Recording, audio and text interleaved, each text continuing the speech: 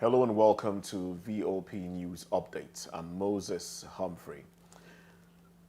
The Independent Corrupt Practices and Other Related Offences Commission are investigating allegations of corrupt and abuse of office against the immediate past Attorney General of the Federation and Minister of Justice, Abubakar Malami. Now, this was revealed in a memo recently signed by the Petition Registrar, ICPC, HS Folaranmi, on behalf of the ICPC Chairman, Professor Bolaji Owasonoye. The memo was in response to a petition filed by the Human and Environmental Development Agenda, accusing the former Attorney General of the Federation of corruption and high-handedness. Heather wrote to the ICPC through its chairman, Olarinwaju Suraju. In the petition, a number of allegations were referenced against Malami. A jet belonging to the air component of Operation Delta Safe has bombed 3 boats while allegedly stealing crude oil from a pipeline in Rivers State. The jet struck the boat during one of its operations conducted around a riverine area between Bonny Island and south of Port Harcourt. The NAF Director of Public Relations and Information, Air Commodore Edward Gapwet, stated that the crew discovered and destroyed an active illegal refining site with tanks and reservoirs loaded with suspected illegal refined products at the Idama area of Rivers State. According to him, the Chief of the Air Staff, Air Marshal Hassan Abubakar, has directed that all air component commanders nationwide to team up with other security agencies as they sustain strikes on all criminal elements in the country. Meanwhile, the 6th Division of the Nigerian Army, Port Harcourt, disclosed that its troops seized a 45,000 liters capacity tanker used for illegal oil bunkering in Rivers State. Also, it was stated that 3 suspects were arrested in the illicit activity at a pipeline right off-way between the Obiri-Ikwere flyover near the renamed Obafemi Awolowo International Airport, Ikwere local government area. The commander of the 6th Division Garrison, Brigadier General Eddie Effiong, disclosed this during a media briefing at the scene of the crime yesterday. Effiong mentioned that residents and those doing business around the area must be complicit in the crime for failing to alert security agencies of the illegal activities. He called on members of the public to volunteer useful information to the security agencies when they observe strange movement in their neighborhood. The National Emergency Management Agency, NEMA, has distributed relief items to victims of windstorms in the Ijumu and Lokoja local government areas of Kogi State. The Director General of NEMA, Mr. Mustafa Ahmed, disclosed this to the News Agency of Nigeria in Abuja yesterday. Now, the Director General, who was represented by the head of Abuja Operations Office, Mr. Justine Owazoronye, stated that the distribution was done in collaboration with the Kogi Emergency Management Agency. While commiserating with the people and government of Kogi State over the unfortunate incident, he mentioned that the items were meant to cushion the effects of the incident. NAN reports that the communities comprising Iyara, Ayetoro, Agbaja, and Jamata in both local government areas were affected by a windstorm that destroyed houses in March. The governor of Benue State has flagged off the construction of 16 roads within the Makurdi metropolis, covering 15.39 kilometers. According to Reverend Hyacinth Aliyah, the roads will cost 6 billion naira and are expected to be delivered in 11 months. Hyacinth listed the roads for construction to include Ode Age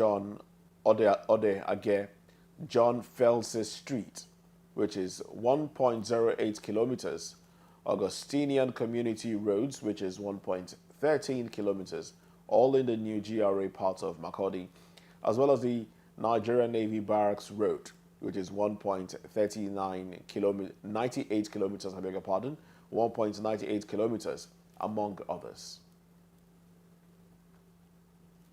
The Senate has completed the screening of 45 out of the President's 48 nominations for the ministerial positions. This was done during its session yesterday.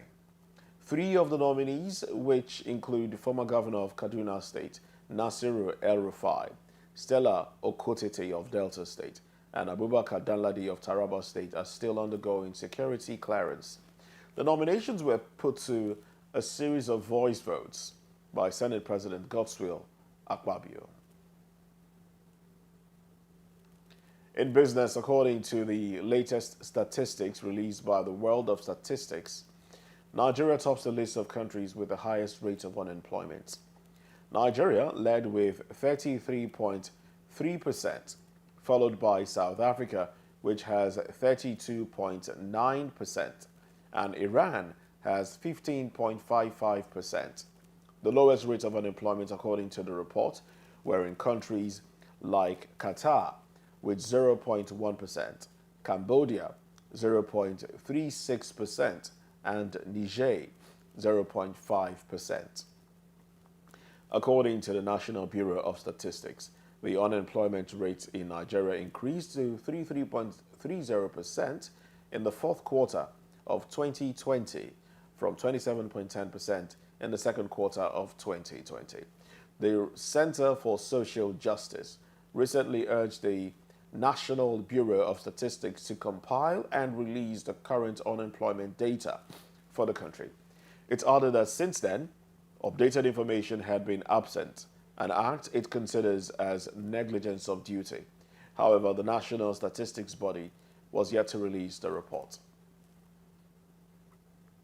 In foreign news, 2 Russian missile strikes has hit the city center of the Ukrainian city of Povrovsk in the eastern Donetsk region yesterday, killing at least 5 persons and wounding 24 more. According to Donetsk Governor Pavlo Kyrylenko, the strikes, which targeted the Ukrainian portion of a region partially occupied by Russia, occurred within 40 minutes of each other. The attack damaged 9 and 5-story buildings, residential houses, a hotel where foreign journalists used to stay, dining establishments, shops, and administrative buildings.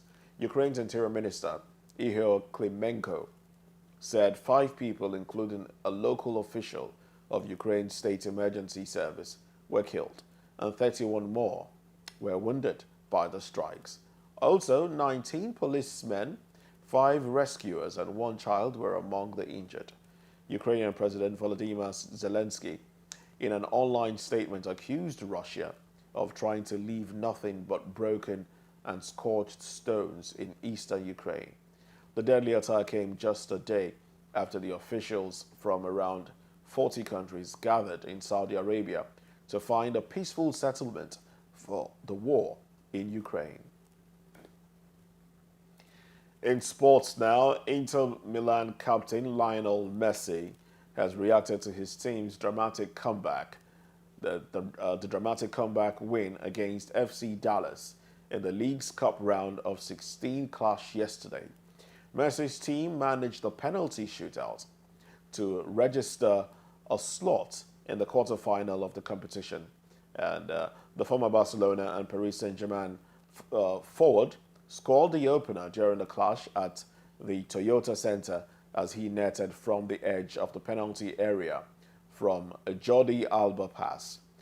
Inter Miami, though trailed by 3-1 in the 63rd minute, as Facundo Quagnon, Bernard Camungo, and Alan Velasco got on the score sheets for FC Dallas. Benjamin Cremashi did manage to pull one back for Inter Miami some minutes later before an own goal from Robert Taylor made the score 4-2. There was time for more drama as the game ended in a stunning way after Marco Fafan scored an own goal and Messi then netted a fabulous free kick to make the scoreline 4-4. Inter Miami went on to win the game 5-3 on penalties, and Messi converted the first sport kick for his team.